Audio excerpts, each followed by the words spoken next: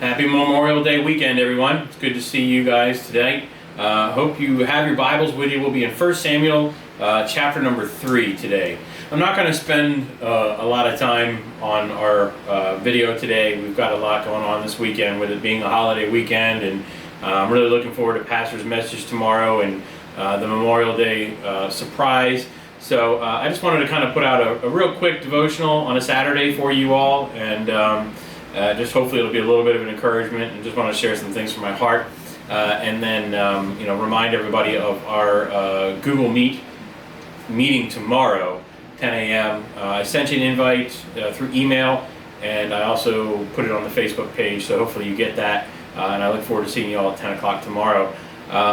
I'll keep it brief. I know it's a busy weekend and everything, a lot going on, but it's always good to just kind of get together in fellowship. Hopefully this will be a little bit easier to use than Zoom, but we're just trying out some new things, and we'll see how it goes. All right, real quick, chapter 3 of 1 Samuel. This is, I'm going to kind of continue on a little bit from what we talked about last week. Last week we were talking about Eli, and we discussed him and his parenting, I guess, a little bit. And today I want to jump forward a little bit and talk about Samuel. And in this chapter, it says, the child Samuel, verse 1, ministered unto the Lord before Eli, and the word of the Lord was precious in those days. There was no open vision. And it came to pass at that time, when Eli was laid down in his place, and his eyes began to wax dim, that he could not see, and ere the lamp of God went out in the temple of the Lord, where the ark of God was placed. And Samuel was laid down to sleep. And the Lord called Samuel, and he answered, Here am I. This is a very famous piece of history. We're very familiar with it. We've heard it preached on many, many times.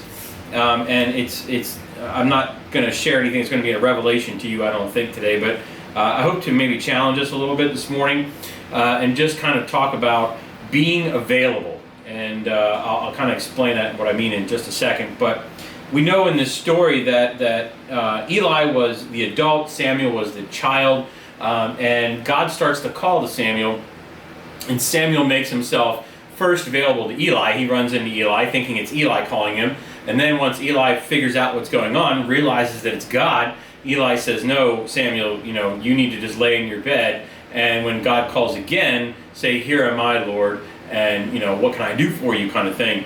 And that's exactly what Samuel did. And God was able to use, we know through the history, through 1 Samuel, 2 Samuel, Kings, and Chronicles, we know that God used Samuel in a mighty way. He was a great prophet for Israel, and he did many, many great things.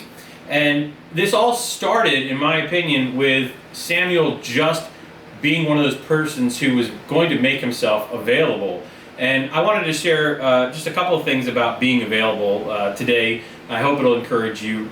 The first thing I would say is this, that we need to be available to God. Just as Samuel was available to Eli, he was a willing servant. He wanted to help. He was just that kind of kid. He just wanted to, whatever you'd have me to do, here I am. And if you think about it for just a second, this was not an easy situation for Samuel.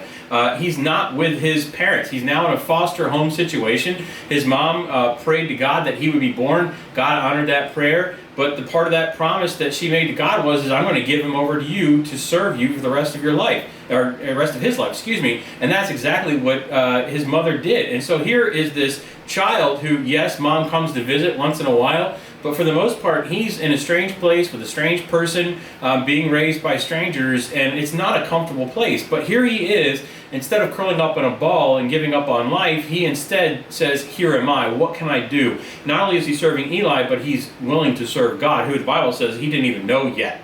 But I'll tell you right now, by making himself available, he got to know God. He got to learn who God was, and Eli taught him a lot of things about God, even though he failed to teach his own sons. Obviously, Samuel had to learn it from somewhere. And so God himself, Eli, the people in the temple, they taught Samuel, and he grew strong in the Lord, and God used him in a mighty way. It's important for us to be available to God, especially when he calls. The second thing I kind of remind you of is it kind of brings me back to this verse in the New Testament where it says, Draw nigh unto God, and he'll draw nigh unto you. I remember a few years ago, Pastor Kenny Baldwin preached a message for our school, and he came. It was like a revival service, and which he does often, and he always does a great job. And he preached a message on that topic, drawing nigh to God, and he's going to draw nigh unto you. Great verse, great biblical doctrinal truth. And I love the way he illustrated it, and I want to make sure I'm giving him credit. This is not my idea. But, he said that when you first read that verse, it almost seems like if we move closer to God, then he's going to move closer to us. But the reality of it is, he said, was that God is immutable. He's never changing. And I think to myself about how God has promised us that he's never going to leave us or forsake us. He's never going to turn his back on us. So if God is always in his place, if he's always in his position, and that never changes, he never moves, why would they say draw nigh to God and he draws nigh unto you? The idea here is that what we're trying to learn is that we have the option to either grow closer to God or walk away from God. And that's the point. He says if you are walking towards God, then guess what? God's right there, and he's going to use you. But if you are turning your back on God, if you're not making yourself available to God, then it's going to seem like he's moving further away from us. It's going to seem like he's not next to us. It's going to seem like he's not close to us. And speaking of the school a little bit, we did the senior thesis again this past week, and we're doing it again next week. It's always a joy. I love doing that. I love hearing what the seniors have to say in our school. I love how they defend their faith or what they believe. And one of the more common themes, and I'm sure I've discussed this with this class before, is all of the time we always see all the seniors say, it seems like over and over and over again, I'm not as close to God as I want to be. That's a good place. That's, to me, they think of it as a bad thing. I'm going to turn it around and I'm going to say that's a good thing. If we think that we're comfortable not moving closer to God, not wanting to get closer to him, not wanting to make ourselves available to him, then we're probably drifting away from him. We're probably not moving close to him at all. We might be actually walking away. We should be constantly striving to get to know him more and be working towards going towards him, drawing nigh to him. That should be our goal as a Christian.